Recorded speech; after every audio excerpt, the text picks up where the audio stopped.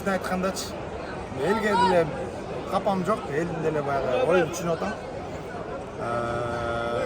Коридордон кетип барат, видеого тартылып түшүп калдык эми. Баягы мен муфтияттын чакыруусуна баргам ал жаккачы. Муфти жеке өзү мени чакырган. Мен баягы ал жакта андай болуп атканын деле билген жокмун да. Баардык эле ырчылар болуп эмеде жүргөнүнө мен ырдаймын го деп баргам негизичи. А негизи ошол муфтият кимдин каражатына салынып жатканын билген элеңиз? Мен ошол жакка барганда билдим да. Ошол жакта. Мен билген эмесмин ал жакта. Кимдин акчасына эмне болуп салынып атканын билген эмесмин. Кучакташып түшпөсүңүз? Жок, ал видео болчу да, видео. Мен коридордон өтүп баратканбыз да. Өтүп бараткан жерден эми баары эле учурашып кетип атканда сөзгөчү. Анан тартып коелу деп калды. Бiri tartqı çaktı, bir yakta video tarttı.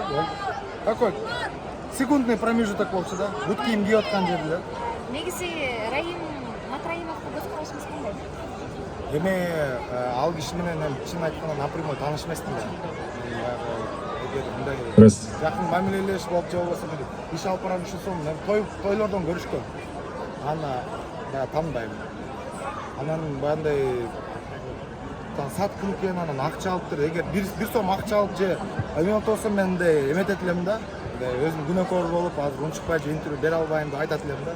А тут мындай. Демек сиздерге Раим Матраимовдун тарапташтары же өзү чакырган эмес, сиз билбей эле баргансыз. Муфти лично өзү чакырган. Муфтият ачылып атат деп, здание деп. Раим Матраимовду көбүнчө коомчулук коррупционер деп атат да. Жемкорлук катары, адам катары. Анан ошол элдин эле акчасына салынып жатат, анан ырчылар эмне себептен ошону бириктирип колдоп атышат деген сөздөрдү. Мен эми башкалар үчүн жооп бере албайм. Өзүм үчүн жооп берейин. Мен өзүм үчүн дагы бир ирет айтып атам. Мени муфтияттан чакырган себебинен мен муфтияттын биринчи эмес, бул канчанчы иш чарасына барып атам.